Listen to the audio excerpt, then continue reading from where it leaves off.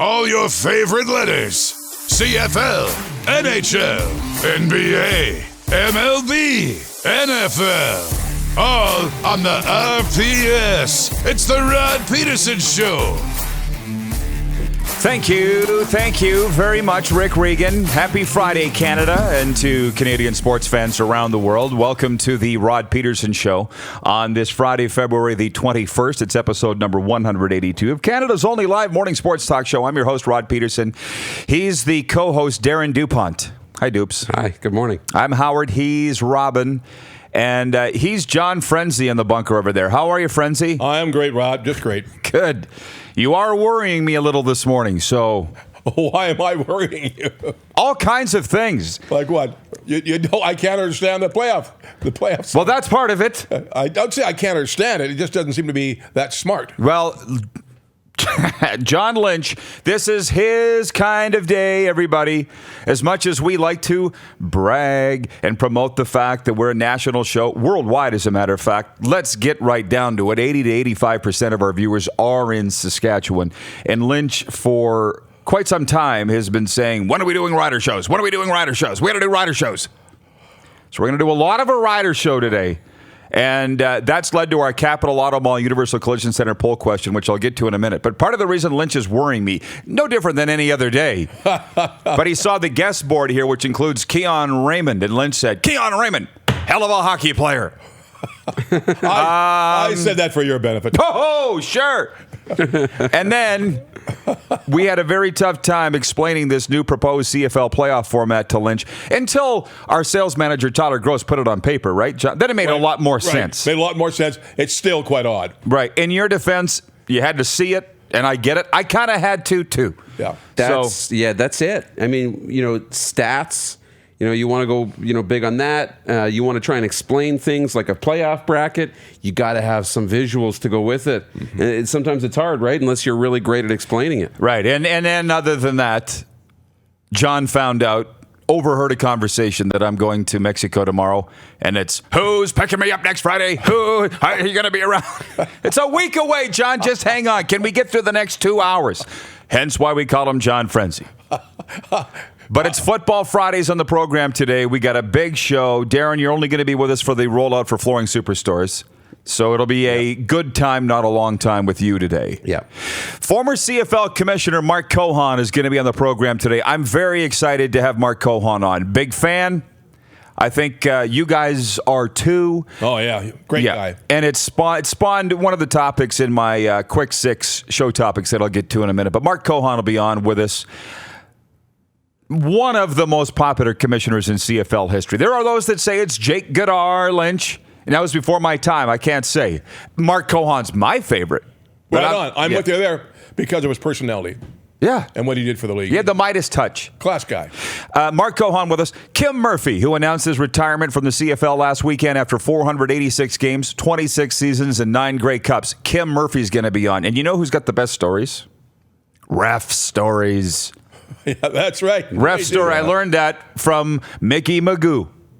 God bless him. They got the best stories.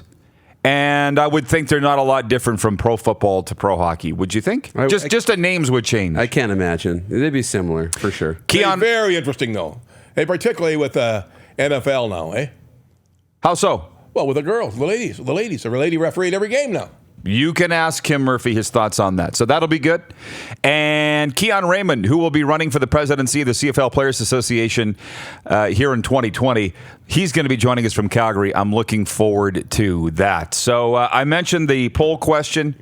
It is for Capital Auto Mall Universal Collision Center, so you Rider fans can get your rider on. And it's an interesting discussion. My question is, how have the Roughriders done in free agency? Your options are thumbs up, thumbs down, or too soon to tell. Lynch, what would you vote? Thumbs up. Darren? Thumbs up. Thumbs up? Very well. I would vote thumbs up too. But it's what's interesting, leading the poll right now with 42% of the vote is too soon to tell. Those are the learned football people and also probably fans of other teams. Yeah. 39% are saying thumbs up, and just 19% trailing the poll are saying thumbs down. And what's interesting about that is the negative Nelsons, as John Lynch would say, the photography experts, because they're experts on negatives, are giving the Riders the thumbs down. But they always do those. But they always do. You know But they tend to suck you in. You know what I mean? And it makes you think that everybody thinks that. Yes. But they have for 30 years thought that way. And they talk all the time about all in the winter. You see them. They tell you about all the negative things the Riders are doing. And some of them now don't even go to the games. Oh, I know that too. But you think it's only been 30 years? I think it's generations of this. At least 50 years. Yeah, it could be. Of the negative Nelsons. But I mean, you know me, 48, 108, numbers I'd hate. Four Grey Cups, 8 first place finishes. And 108 years. Not too good, eh?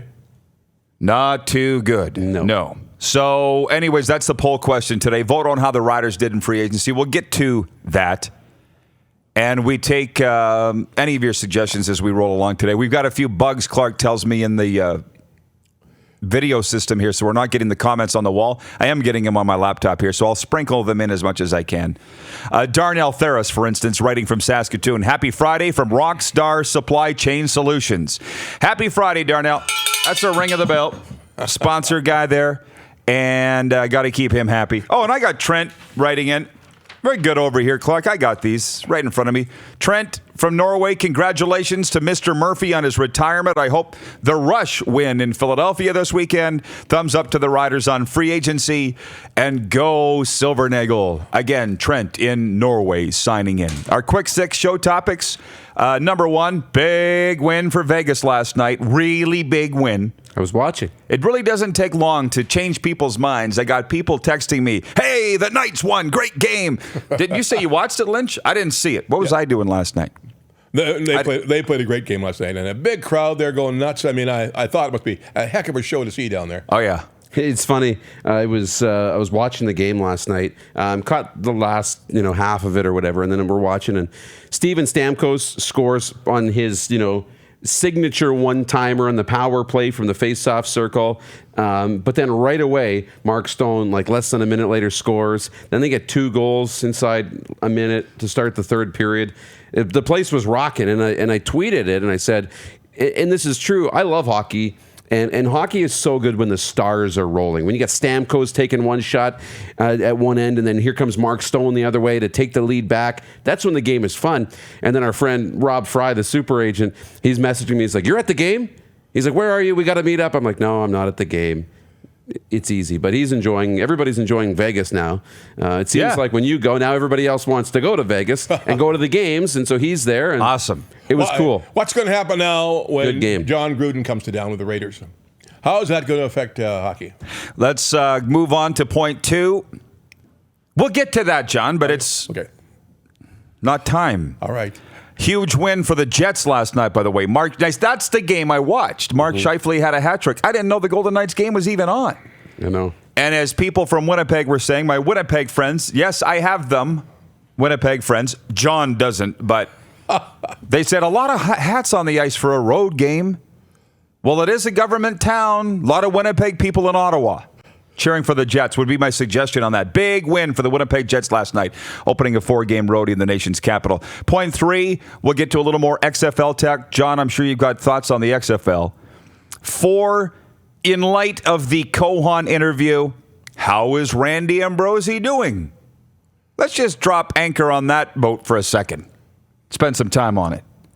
I think he's doing great. I don't think we can underestimate the perils this league faced when Randy Ambrosie took over. So the fact the league's even still here is a win. And what did I say? His first job was saving the league. His second job's growing the league. Mm-hmm. No, first job saving the league. Second job stabilizing the league. Third job growing the league. And I think he's on to the third job. So I'm giving him a thumbs up. You got to get water out of the boat. Then you got to repair the hole, and then you got to get moving. Thank you. Right? He's got to, I think, come through with Halifax to really get my thumbs up completely. I like what he's doing. He's trying hard, but to really do something big, he's got to get that Halifax franchise in. And I don't know what's going to happen there. It would be a nice legacy, wouldn't it, for him? It would be a great legacy for him. A great legacy. Now they're going down there, both teams, the Argos and the Riders, October and July 25th. They're going down 3 or 4 days earlier. I guess the whole team's going down. And the guys are going to walk around town in Halifax talking about the game and trying to talk to Halifaxians and see how enthused they are. But the CFL is going to go down there and really help them support that team. So let's get down there and see what happens. But that's going to be the real litmus test. I mean, how that game goes. If there's only 10,000 fans there, well, that's capacity crowd. Oh, yeah, it is. 10,000, not that hard to fill. No. But City Council in Halifax, and I know you're reading the newspaper articles just like I am, are now balking at the CFL asking for $200,000 to help stage this event. And frankly, so am I. I'm sorry, I just got to say it. I don't like it. Mm-hmm. Yeah. Well, you had thoughts on that, Lynch. Go ahead. Well, I think that it's come to the point where they got to do it or get off the pot. I mean, I don't think, they get down, they forget about it, then something like this comes up. Now it looks like they want us to help them finance it. Everybody help them finance it. Make it a big day. Well, what's going on? They don't have the money? If they don't have the money to put up a decent stadium, only a 12,000-seat stadium, and chairs on the other side of the field, I don't think so, guys. They got to do it right. 25,000 or not at all. And I just wish Irving Oil and McCain Foods would get involved. Big citizens, corporate citizens in Canada, 2 of the leading companies in the country would come in and throw a couple of million in there. No, don't laugh at me. I'm not laughing. I know a guy in New Brunswick that said the New Brunswick government goes to the Irving family for a loan. How much money they have. And they dictate what goes on in New Brunswick. And right. You know how the Maritimes roll as those 3 maritime provinces. So it is time. But we're all just sitting back and watching because I don't think we can really affect things. But asking for money to host this game is just not a step in the right direction. And you know what? I'm pretty sure of this. Halifax this year has got a team in the same league as the Rush, don't they? Yep. Mm-hmm. Yeah. So they're willing to take new teams. They're willing to explore different endeavors. And it's going gangbusters. Going in the rink. I mean, look what's good. I'd love to go down there myself and talk to some of these people. But you were there. What feeling did you get about it? In Halifax? Yeah. Well, I wasn't in Halifax. I was in Moncton and all over New Brunswick. They were lukewarm to the idea. Lukewarm. They're not like, it's funny because Neil Shuchuk's watching in Whitecourt, Alberta. He says the Halifax Schooners, better than the Las Vegas Posse, LOL. Funny how if you want to compare markets, Las Vegas, and you said how will it go with Chucky. So let's go down that road with John Gruden. After having been all over the Valley last weekend, there's room enough for everybody in Las Vegas. Did you see the rink? City of 2 million people. I've saw everything. And they've been waiting decades to be thought of as a big-time sports town. You've been to Las Vegas. You understand that it's never been thought of as a big-time sports town. It's been thought of as a college sports town. That's right. Now they're big-time. They got 2 million people. They got NHL. They're going to have AHL. And they're going to have NFL. And it would appear there's room for all of them. Now they tell me. But they've been rabid for it for decades. Halifax has not. That's my point. Right on. They could care less about the CFL. That's right. So that's the difference. Why do our good friend Gary Drummond feel it's a real good move to go down there? And Gary's a sharp guy, as you know. I think they saw it as unmarked territory that, what is going off? Dinging. Driving me nuts. Is it me? Is it your pacemaker? See you? No. Anyways, they just don't. My pacemaker's off. I hope not. The CFL wants Halifax. I know. The Halifax doesn't want the CFL. That's okay? Right. I'm sorry to say. That's the feeling that I get. But it's more than just putting in a football team and creating football fans. You got to create that culture of the event and of the whole idea. Like Vegas, maybe hasn't been thought of as a sports town, but they're an events town, and they get all the biggest events, sporting events, all the biggest fights. So they will go. And I think, football games in Vegas will be events. Hockey games in Vegas are events. Rush games in Saskatoon are events. And Saskatoon's a great events town, right? You can build a sports town over time, but you have to make this Atlantic Schooners an event that captures everybody. Yeah. Don't expect them to come in and be diehard sports fans right away. They might be, but if they're not, create a great event and build sports fans throughout your time there. Tyler Daku watching, he says the NLL would absolutely go gangbusters in Vegas. No. Yeah, they will. They just had a neutral site game there between Colorado and San Diego. And from what I understand, that MGM Resort Group, which owns all the hotels around the arena, plus the Golden Knights, have applied for an expansion franchise for the NLL. Now, that's a great story. Why are all these years, these hundreds of years, Vegas never had a big-time sports team? I can't Because understand. of the shady nature of the town, the betting nature of the town, The leagues are... the threat. The leagues have been very worried about going in there. Yeah. Why did they change? Good question. Well, Vegas, the football stadium, I understand, has 60,000 seats, which I think is small. They're sold out Every seat for the year. for 60,000. I thought they had 80,000 for sure. I'd have to Google it. Allegiant Stadium. But anyways, we're getting a little off topic. But the NLL, Vegas, they're just boom, boom, boom, boom, boom. They move fast. And the CFL, like I saw a quote from Randy Ambrosie yesterday. Must have been that Hamilton radio interview where they said, "Oh, how are you feeling about Halifax?" He goes, "Well, we're getting close to the goal line, but until we score a touchdown, we won't know." He's been saying that for 18 months. Like, I'm sorry, I'm on Team Ambrosie.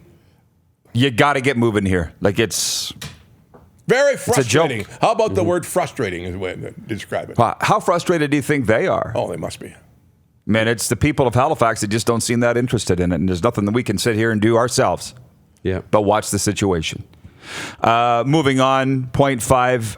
Where's Naaman Roosevelt going to sign? Where's Darrell Walker going to sign? Frenzy, what are your sources across the CFL saying about this raft of CFL free agents and big names that haven't signed yet? Yeah, well, the president, Roosevelt, probably signed with Toronto, I understand. Who's the other guy said? Walker? Darrell Walker. The Bombers are after him, eh? The Winnipeg Blue Bombers really want to pull the money out and get him. That would really help their receiving core, eh? Not that there's anything wrong with it now. That's what they're doing when the XFL is still rating, coming after players. It's been really quiet on Darrell Walker to BC. Yeah. Right? And I don't know if the book has been closed on that officially or not, but there was so much talk about, reuniting him with Mike Riley, where they had so much success in Edmonton. But it seems to have gone really quiet. And, even the football people that I talk to, there's not a lot of money around. And you look at the guys who went to the XFL, they're just not being offered the money that they need or that they want, right? Or that they feel that they're worth. So it's I don't want a bit of the game of chicken. Who's going to move off their number first? Yeah. I don't want President Roosevelt leaving town. We can use him still. He had a big Too year late. And that's big year last year. one thing fans are upset about, is that the Riders are moving on from him. By the way, Nelson Hakowicz writing into the Facebook wall, thank you, Nelson. He says, the leagues changed their minds when sports betting laws were relaxed across the country. Now they want to be in and partner with Vegas casinos, Oh, that's good. which they are, because I was just there in pretty much every hotel and casino from Old Vegas to New Vegas, and you see the team ads everywhere. But they're So it's a big change. Yeah, but they did it in a way that they let the DraftKings and they let the sports books in Vegas continue to grow, and they let these guys, put sports gambling into the world and really grow it and experiment and where's it going. And they didn't have to attach their name to it officially. No, so they could let them play with it. They could experiment with how this is going to work, how it's going to change the game. Is it going to affect things? Are the players going to get involved? All those types of things that the league might be worried about. Now they've seen this for a number of years and be like, okay, it's time for us to embrace it and head into that city. Now, let me ask you this, guys. If the Golden Knights hadn't been so successful in the first 3 years, hadn't been a success at all, what would have happened? Would these fans still go because it's hockey? Or is it just a real fluke that they are so sensational? Well, A, it's not a fluke. B, it doesn't matter what could have happened because it didn't happen. Right. They've been one of the top teams in the NHL for their first 3 years because they know what they're doing. Yep. On the hockey side, those are all our friends that we've been discussing for the last several days. On the marketing side, clearly they know what they're doing. The question now is, if they do start to lose, it's like the Saskatchewan Rush, who's been in the league final 3 years since they moved from Edmonton. What's going to happen if they start losing? Well, that hasn't happened yet. No. So we'll find out if and when that happens, or when the Raiders kick off in September. Is that going to hurt the Golden Knights? Listen, again, I was just there deep inside the Golden Knights organization. Everybody is talking about it and wondering, but nobody knows. And they won't know until it happens. Anyways, my sixth point of the Quick Six show topics was curling buzz, but we're out of time. We'll get to that, okay? Because you really got the curling community going. Yeah. Stirring it up. I'll be yourself. back. In a good way. Yeah, you're taking off. You got a meeting. Nick Lewis will be in the bunker next, and we've got Mark Cohon lined up and ready to go on video chat right after this break. It's a Football Friday morning. Rod Pedersen Show, Facebook Live, and listen live at rodpedersen.com. You're watching Rod Pedersen on demand. For more of The Rod Pedersen Show, visit rodpedersen.com or follow Rod Pedersen on social media.